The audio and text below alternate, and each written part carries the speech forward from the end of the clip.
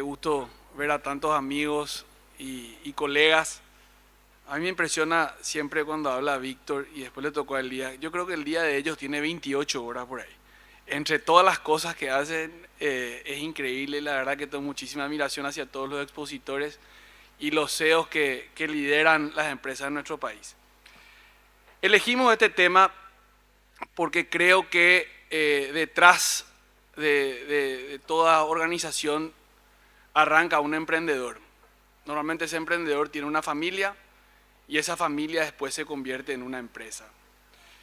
Yo le voy a contar nuestra anécdota, nuestra historia, porque tiene una particularidad y quizás pueda servir de inspiración o de comparativo. Nosotros arrancamos la compañía en el 92, nosotros digo, yo era muy chico, y cuando me toca terminar el colegio, mi papá estaba convencido de que el camino era que sí o sí nosotros nos formemos, estudiemos y terminemos la carrera.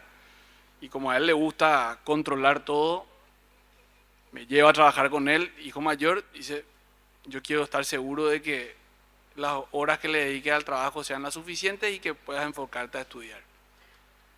Arranco en una empresa que era muy chica, eran 4 o 5, y bueno, mi papá es muy emprendedor, empujando un modelo de negocio que era muy difícil en ese momento, principio de los 2000, había una crisis colectiva de confianza, nosotros hoy vendemos confianza hasta el día de la fecha, y empezamos así a trabajar y de repente tenía un examen y yo faltaba a la oficina, y tenía un cumpleaños y llegaba tarde, y entendí de que como nosotros somos muy amigos con papá, había que tomar una decisión y si yo quería crecer profesionalmente que quería, teníamos que dejar de trabajar juntos.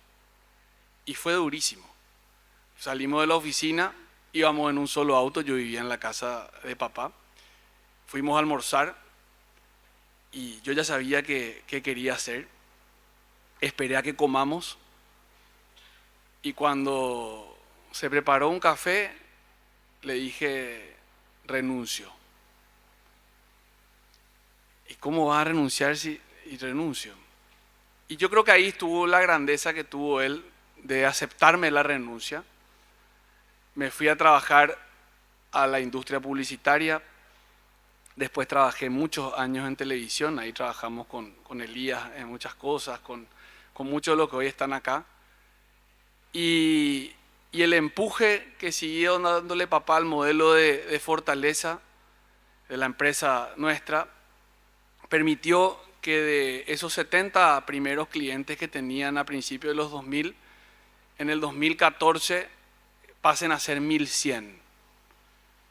Y ahí me llaman y me dicen, bueno, necesito tomar una decisión que tiene 3 finales.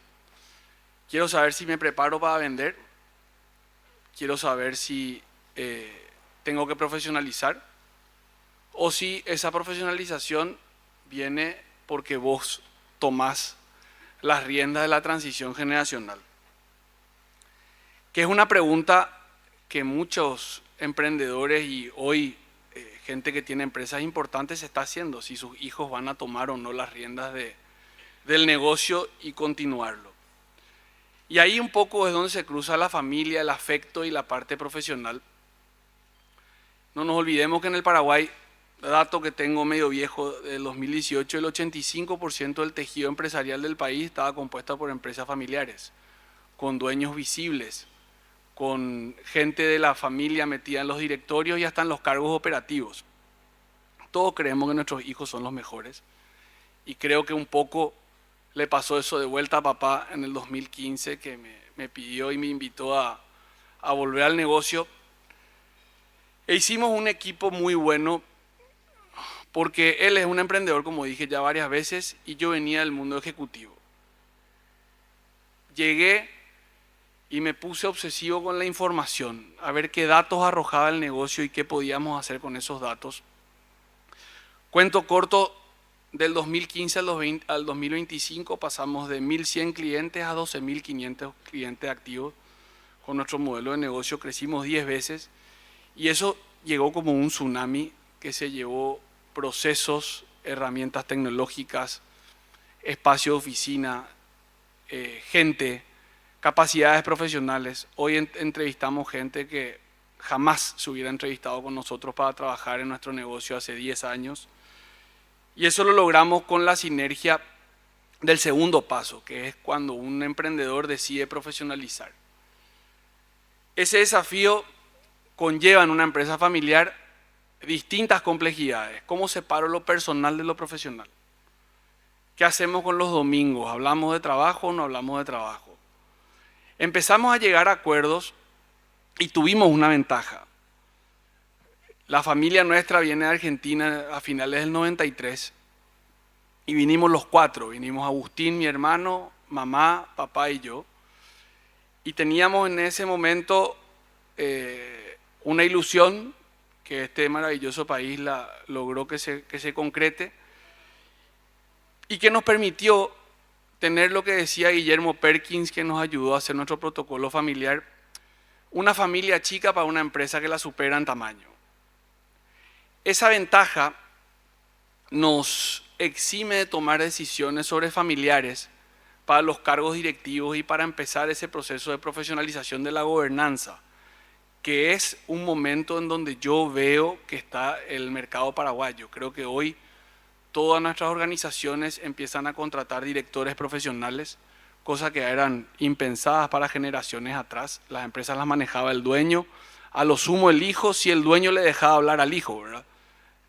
Hoy empiezan a conformarse directores profesionales, nutridos de conocimiento, de experiencias de otras organizaciones, y creo que eso está permitiéndonos como empresariado, como sector privado, empezar a tener esa visibilidad en el mundo que también nos la permiten las condiciones macroeconómicas y todo lo que sabemos que estamos ofreciendo como país. Cuando vienen por ese atractivo, encuentran un sector empresario que está madurando. Decía Víctor que duele un poco ver en los ascensores de los edificios corporativos extranjeros ocupando cargos directivos. Y yo coincido con él en que hemos ido más rápido como empresariado que la formación de profesionales. Creo que hay más demanda de profesionales que oferta de profesionales y es un tema que tenemos que abordar. Pero ese tema nos compete, no, a veces uno piensa que es un tema del sistema educativo, un tema de las universidades de garage o las universidades que no han estado a la altura, la pandemia que puso a chicos a estudiar de modo virtual cuando no estaba la educación en ese momento lista para enseñarles con la misma calidad que lo hacían de forma presencial. Y yo reflexiono y creo que nosotros los empresarios tenemos la responsabilidad de la educación de nuestros profesionales. Creo que nosotros quizás no hemos hecho la tarea con la suficiente vehemencia, fuerza o foco, porque cuando uno termina los estudios universitarios hasta el posgrado, le quedan 20, 25 años de carrera, donde puede hacer una actualización empresarial cada tanto, sí.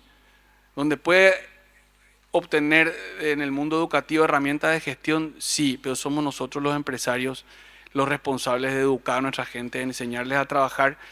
Y me gustó mucho, Elías, el foco que le daba a la cultura, que creo que es hoy el eje que atrae el talento. ¿Qué hacemos las empresas familiares para profesionalizarnos? Arrancamos de algo que ustedes todos conocen, que es un protocolo. Nos ponemos de acuerdo los miembros de la familia en ciertas cuestiones básicas que a veces son una argelería. Decirle a la familia política, ustedes no pueden participar en nuestra empresa porque nosotros estamos de acuerdo de que así sea, o que venga una cuñada, una nuera, no pueda participar por ese protocolo. Pero de repente, en la experiencia, esa familia política se va dando cuenta de que es más sana la relación familiar por ese tipo de condiciones que uno va poniendo en el protocolo. El segundo paso que nosotros encontramos en la profesionalización de una empresa familiar es decir, tener la humildad de decir, esto yo no sé hacer. Yo necesito profesionales para esta pata de mi negocio, para esta otra o para todas. Y yo tengo que empezar a aprender a ser accionista, empezar a aprender a ser empresario y volverme absolutamente innecesario, no solo en la operación, sino en la dirección.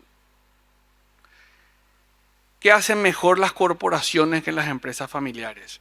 Las corporaciones ya están ordenadas, las corporaciones tienen algo que nos cuesta mucho a veces como dueños, la transparencia de los planes de carrera. La gente entiende exactamente por qué y cómo llega a ciertas posiciones. Y eso es un desafío en las empresas que son medianas, pequeñas, en las empresas donde el dueño es visible, donde a veces aparece un primo que estudió afuera y ocupa un cargo directivo.